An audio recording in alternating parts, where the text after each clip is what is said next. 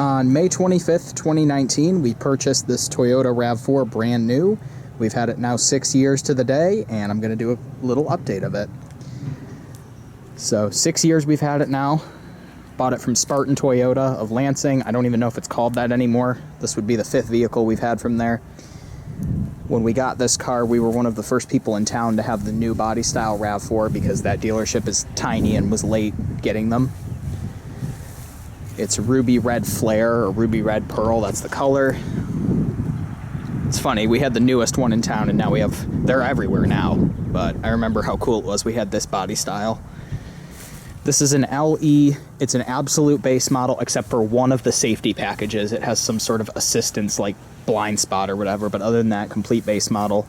Steel wheels, which I don't know how that happened. Michelin tires, they're the original tires. No fog lights, nothing like that. This is my mom's car. Has the Switchblade Toyota key.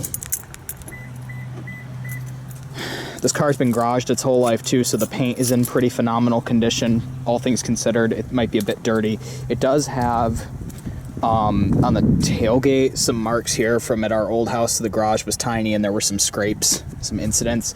All things considered, it being a Michigan car, it is pretty much rust-free, as you can see. It does have a lot of plastic on it, which does kind of worry me for the future, just because I know how plastic like this does in Michigan. But it's been garaged its whole life and it's ridiculously low mileage. This started out as a lease vehicle. We leased it for 3 years and then we purchased it off the lease. So the plan with this vehicle is we're probably just gonna have it as long as possible. And then because my mom doesn't hardly drive, like ever, really, this car has such low mileage, you'll see. It'll probably last a good long time. So we'll have it around for a while, I'm sure. But this is the 3rd RAV4 we've had and we've always been satisfied with them, so.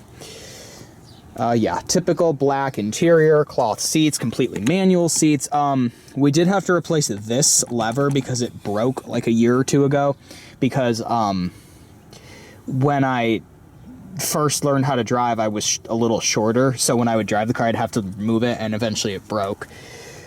But this is the condition it's in every day. It is a little dirty. Please excuse that. Original floor mat. Seats are still in good shape. There's a couple stains in it.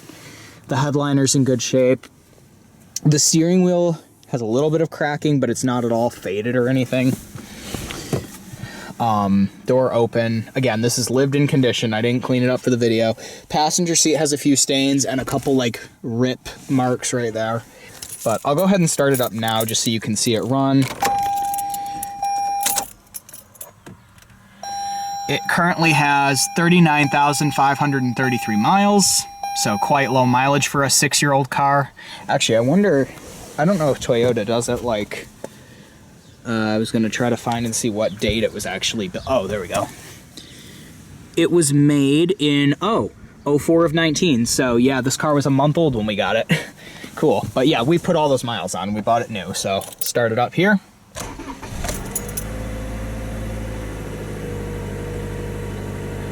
Starts up phenomenal. It's got the illuminated gauge cluster. Pretty loud horn. Super light power steering. I always liked that about it. It does not really feel like SUV steering. Steering wheel's okay.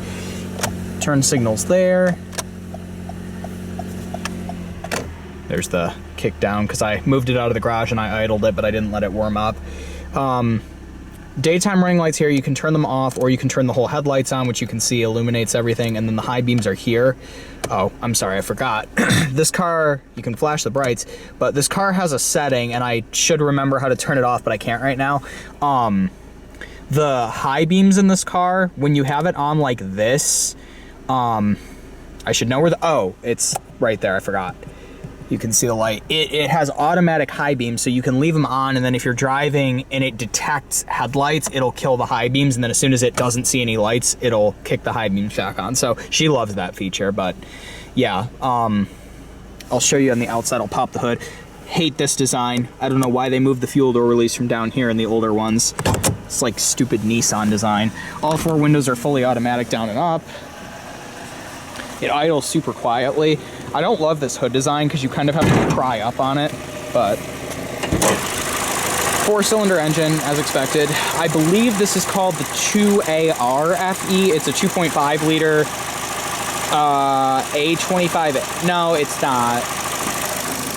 Like the info there. I want to say, oh, A25A FKS. There you go. But I believe it's the 2A RFE. Just let me know if I'm wrong. I probably am. But there's a good amount of room. That battery, Toyota TrueStart battery, that was one of the very few things we've replaced on it because the original one died in 2022. I thought the daytime running lights would be on. She likes those on. Oh, it is on. That's weird then that they're not coming on. Okay, well normally the daytime running lights would be running, and it's, I guess I'll show you because they're not on, but the headlights in this car are fully they're fully LED. Every light on this car is LED except the turn signal indicators and the, which I guess I can show you. Every light is LED except for the turn signal indicators on the front, on the back, the reverse lights, and the brake lights and tail lights. They're full LED, full running lights. I will say, I don't love this taillight design because from a distance, if you're braking and you flip your signal on, even though they're amber, it's very hard to see the turn signal. Doesn't look like it from here, but like I followed her from a distance, and if she brakes and turns a signal on, it looks just like one blob of light. So kind of pointless to have amber indicators if you're gonna do it like that, but whatever. I didn't design it, and it's a good enough car otherwise. Lock, unlock, window locks, mirrors, headlights, dimmer there, storage, audio controls, all the lane keep assist controls. The gauge cluster has a bunch of different modes you can scroll through. I'm not gonna bother doing it, but there's a whole bunch of stuff. There's all the information, all the settings it has. This car is too newfangled for me. I drive it and it drives okay, but I wouldn't have bought it. And I think, yeah, you can do the different, oh, it's almost due for an oil change.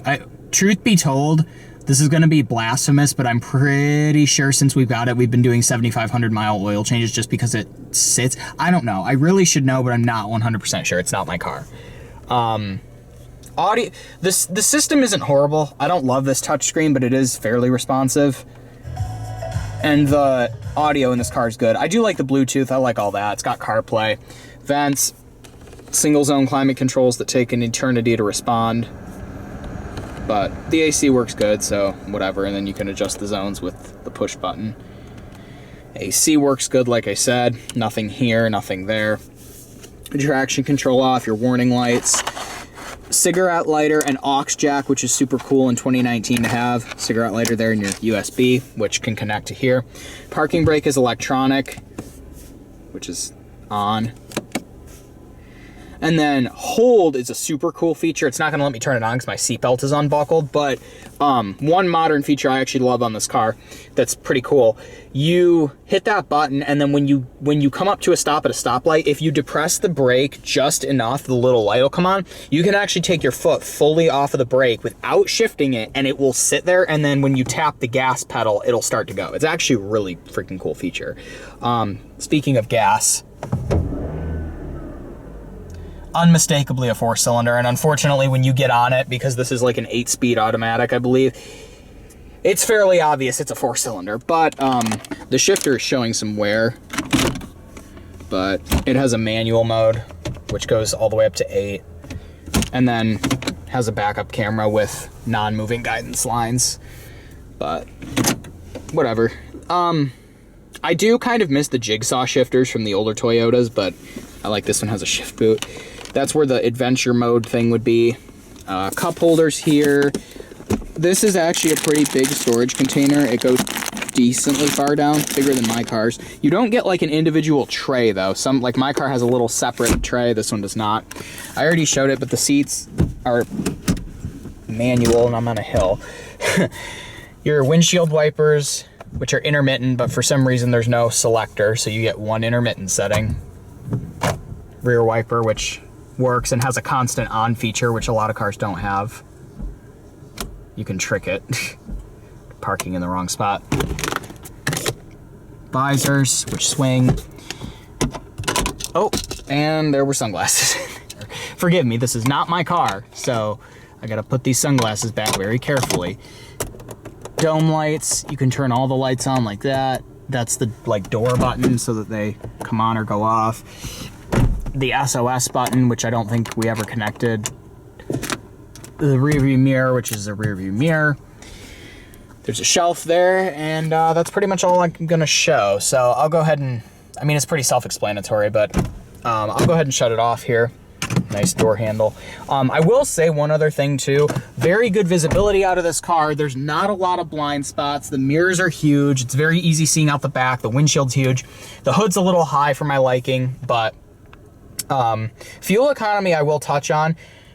In the city, it gets about 24 to 25. On the highway, it gets about 31 to 32. So actually, it does break 30 miles per gallon. Even for an SUV, I know it's crazy to think about. No, you do get 30 miles per gallon. It's actually pretty impressive. Not sure how big the tank on this car is, but I estimate we get probably 350 to 400 miles out of it. So whatever that would be. But yeah, average, it seems around 27 miles per gallon, which is better than my mid-size sedan gets. So definitely Toyota with their efficient technology. I'm not denying that. Toyota certainly has a reason for being as good as they are, and why my mom has had a bunch of them and Scions. So I'll shut it down. Notice it's a RAV4 on there. I like the gauges. They're very reminiscent of a Lexus. And I love that you get a physical temperature gauge and a physical gas gauge. Subaru. No, as much as I like Subaru, any company that does a bar graph for gas is horrible. I hate it. But back seat, still has the plastic, like I said. Back seat is pretty comfortable. There's some staining.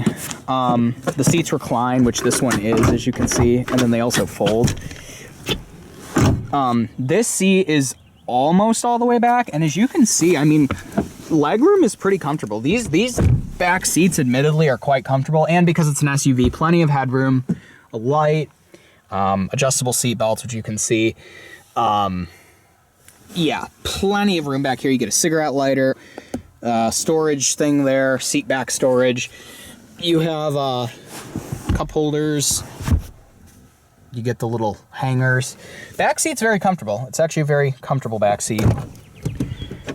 Doors are nice and big, which is good because the ride on this thing is not amazing. I mean, it's not bad, it's just very bumpy. Like, there's no mistaking that this is not a sedan. Let's put it that way. But yeah, back seats are a little bit stained. Fuel door. Trunk is manual, as you could imagine. Pretty good amount of room. Not huge, but it's a crossover. And then the spare tire is under that thing with the sunshade. Her ice brush. And yeah, this is a little, it's not sitting right, but, and then if you fold the seats down, which I can well, that one's not gonna go down, but you get plenty of room. I mean, we've definitely hauled stuff in this. I think it has more room than my grandma's Forester has, which is about the same age. Trunk space, I would say probably. Forester might be a little taller. It's not quite as much room as my old Equinox had, but it's close. I mean, my Equinox, I think, had a little bit longer wheelbase, so that probably helped, but it's negligible. I mean, the Equinox felt bigger to drive than this does, and this is much shorter in length, so it makes sense. But then again, this car also has, you know, lasting quality, unlike that hunk of garbage. So, but yeah, no power tailgate. The tailgate is pretty, you do kind of have to slam it. Like, it doesn't, oh, it's going to make a fool of me, probably because we're on a hill. But sometimes, okay, whatever. Sometimes it doesn't shut. You got to really push it. There's some scratches on the exterior as well. I don't know what that is. But the exterior paint-wise is in good shape. See, this is where I'm worried it's going to start to rust. But, because the older ones did. Oh, that one went all the way back. Whatever. But yeah, back seat's pretty comfortable. This seat might actually be all the way back. Floor mat. Passenger seat. It's a passenger seat. It's manual and it has no height adjustment and it sits very tall. That's what I can tell you about it. Headrests are adjustable. Seatbelts are adjustable. The glove box, which is probably full of stuff, but just so you can get an idea of the size, it's not huge. Manual and everything, but you know, it's fine. for how little, I mean, realistically, we probably drive this car twice a week, if that, and it's all within 5 or 10 miles of here. So, yeah, that is the 6-year update. We've done a battery. We did a fuel pump because that was under a recall, and then just that little handle thing, and that's it. That's all it's needed. So, in typical Toyota fashion, it's been great, knock on wood. So, that is it.